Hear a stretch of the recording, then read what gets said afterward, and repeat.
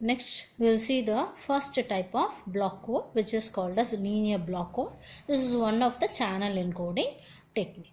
So what a channel encoder does is you have to give a message bit.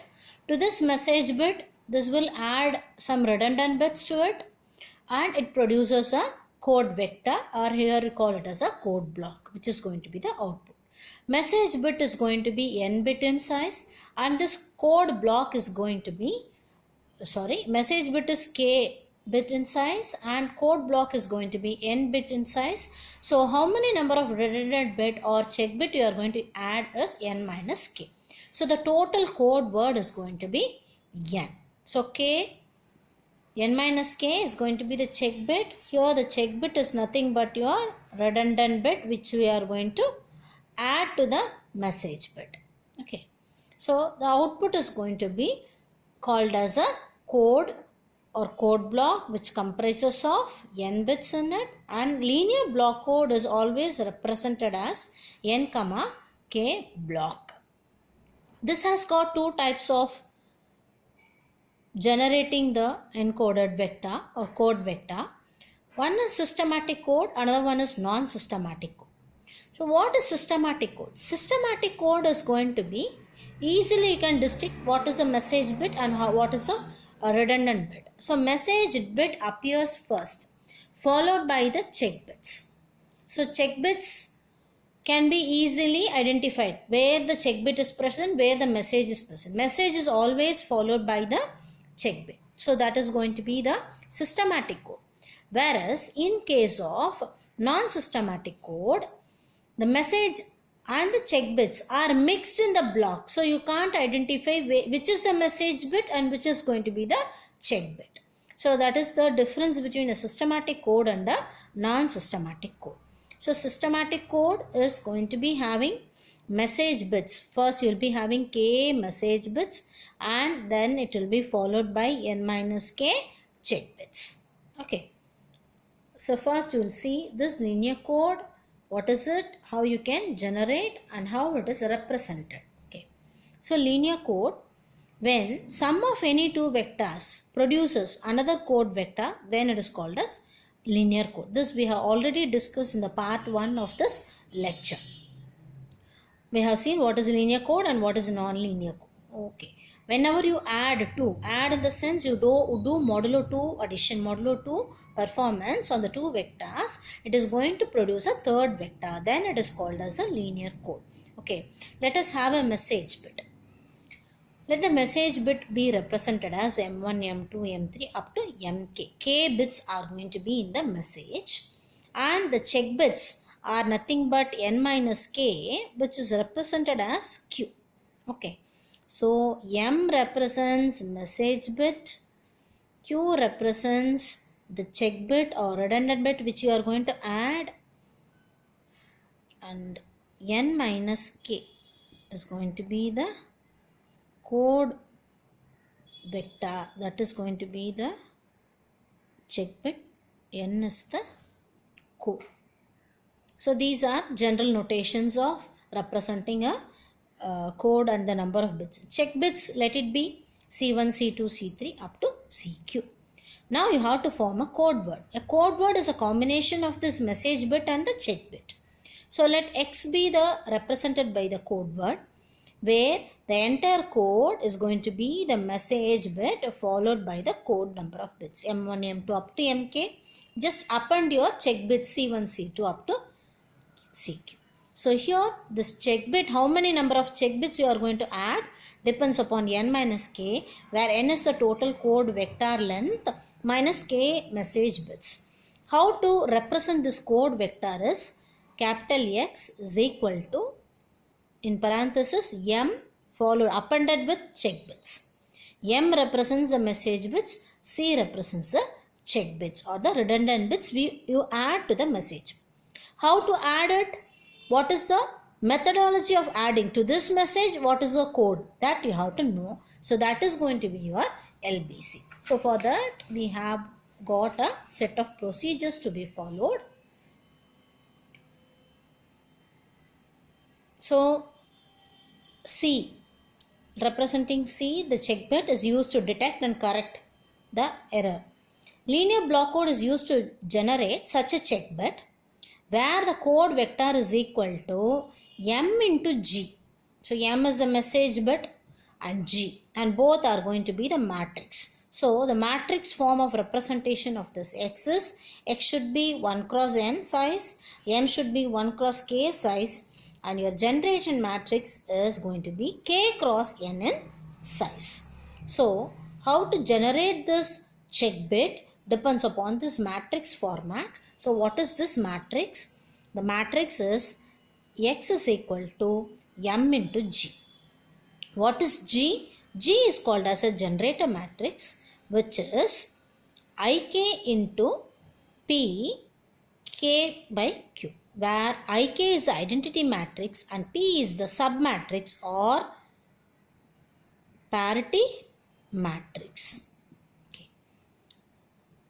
P is the parity matrix. Kindly note down the size of each and every matrix. Ik is the identity matrix where it is going to have size of the message bit. Your parity matrix is K cross Q, that is number of message bits cross number of check matrix. So together you will be having K cross N, that is your generator matrix. Okay. So what is your check vector? Check vector is denoted as C, which is m into P. Code vector is X, which is m into G, where G is a generation matrix, where generator matrix is identity matrix followed by the parity matrix, and check vector is equal to m into P. Okay. So what is this parity matrix? So what is the C vector? C is the number of bits in the code vector. So it has got one row and Q bits in it, or represented by Q column. So it is 1 cross Q. Similarly, message bit is M1, M2, M3, or the elements in the message matrix M, which is 1 cross K, where K is the number of bits in the message. Then followed by your parity matrix M into P. What is this parity matrix? Parity is K cross Q. So it has got K row elements and Q number of column elements. So P11, P12, P1Q up to Q. Check matrix, you have to generate the parity matrix. So this is up to K. So it has got number of rows which depends upon the message bits and number of columns which depends upon the check bits. So this is how your parity matrix is generated. So how you found the code vector? Code vector is just a multiplication of your matrix, row into column elements, row into column elements, row into column elements, provided here normal addition is not performed, you go for modulo 2 addition. So this we call it as mod 2 addition, representing with a plus with a circle on it, which is nothing but XOR operation. A XOR B. We have already gone through DPSD, Digital Signal Principle subject. What is XOR? So this is going to be your XOR truth table. For both the inputs to be same, output is 0. For any one of the input to be high, output is high. So for the first, identifying the first code vector C1, it is the row element in the message bit multiplied with the column elements. For finding the second code vector, take the message bits multiply with the second column element. Like that it goes on. So this is how you find the code vector. So once you know what is a code vector, how you represent your code is equal to message bit followed by parity. Sorry, the X code vector is represented by X, which is equal to message bit appended with the code. So once you know what is message, what is this parity, you can find what is the code vector. Now we will see a simple problem to generate this code vector. Okay. For a generator matrix 6,3 block code, find the code vector. So given a generator matrix, so matrix is given, G is given. What is G actually? G is identity matrix followed by the parity matrix. Okay. So identity matrix you can find diagonal components are 1, all the elements are 0. So from the given generator matrix you pick the parity matrix. So here they have mentioned, what is mentioned? The block size is 6, 3, which refers n is equal to 6 and so what is k? K is equal to 3. Okay. So n is equal to k 6 and k is equal to 3 refers this is the code size and this is the message bit size. 3 bits are there, message bits. And then what will be the check bit? Q.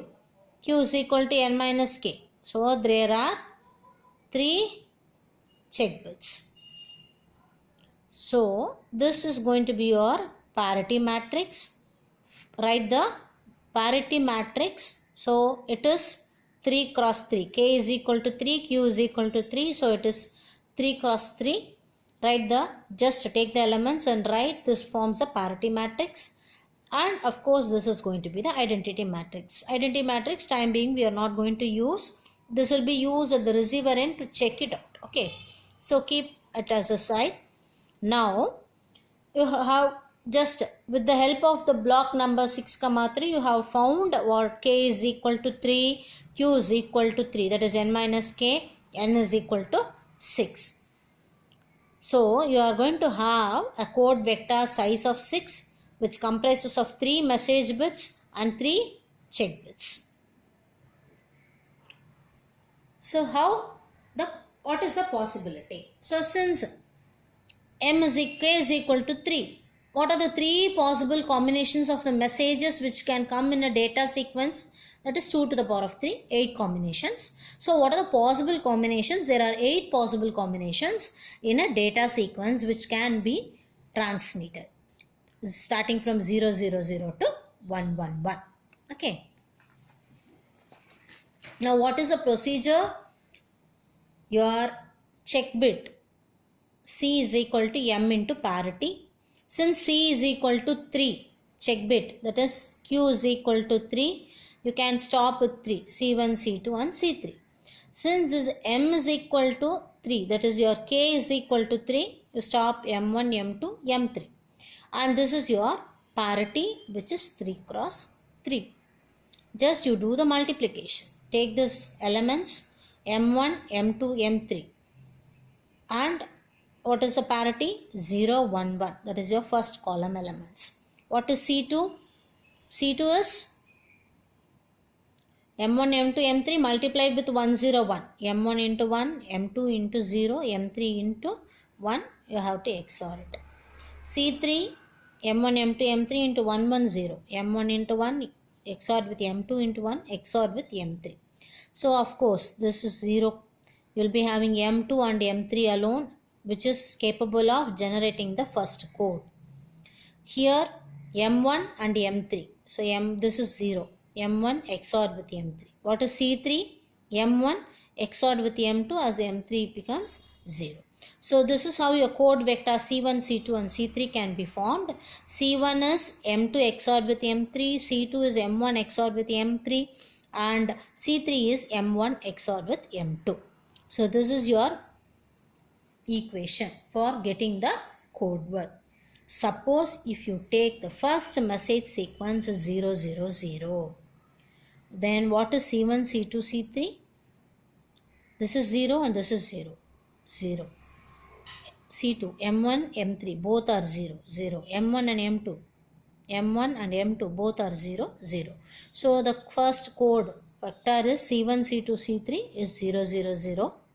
So what is going to be a code vector in that case? Code vector is message bit is 0, 0, 0 and code bit is 0, 0, 0. So this is the code vector of size 6. 6, 3 refers the 6 bits in the code vector. Similarly, let us take the second block M1, M2, M3, 0, 0, 1. What is C1? This is 0 and this is 1. 0, 1 in XOR is, you just remember the XOR or modulo 2 operation 0 1 1 0. Okay, this you should remember. So this is 0 and 1. 0 and 1 is 1. So the first code vector is 1. What is C2? M1 and M3. M1 is 0, M3 is 1. 0 1. 0 1 is 1. So C2 is 1. Next is C3. C3 is M1 and M2. M1 and M2 both are 0. What is 0 0? 0. So it is 0. So your next code for the second block of message 001, the possibility is 110. So what is your code vector? Message bit followed by the code. Message is 001, write it 001. Code is 110, so it is 110. So like that you can form the code vector for the entire set of all the message combinations possible. So what are the message combinations possible? The message combinations possible are 000, 001, 010, 011, 100, 101, 110, and all three ones are the possible message sequence as a 3-bit combinations which can enter into the channel encoder. So what is your check bit? Check bit C1 is M2 XORed with M3, C2 is M1 XORed with M3, C3 is M1 XORed with M2. So 0, 0 is 0, 0, 0 is 0, 0, 0 is 0. Next one is 0, 1 is 1, 0, 1 is 1, 0, 0 is 0. Next coming to these two. 1, 0, M2 and M3. 1, 0 is 1, M1 and M3. 0, 0 is 0, M1 and M2. 0 and 1 is 1. Next for the fourth bit 0, 1, 1, M2 and M3. 1, 1 is 0, M1 and M3. M1 and M3. 0, 1 is 1, M1 and M2. 0 and 1 is 1. So this is how, once you find how the check bits can be generated with the help of the parity generator matrix, then you can form the set of check bits. So what will be the code vector? Code vector is message appended with check bits. So all these are the message bits and all these are the corresponding code bits. So this one set of 6 bits is called as a code vector for this corresponding message when the block size is 6, 3. Okay. Thank you.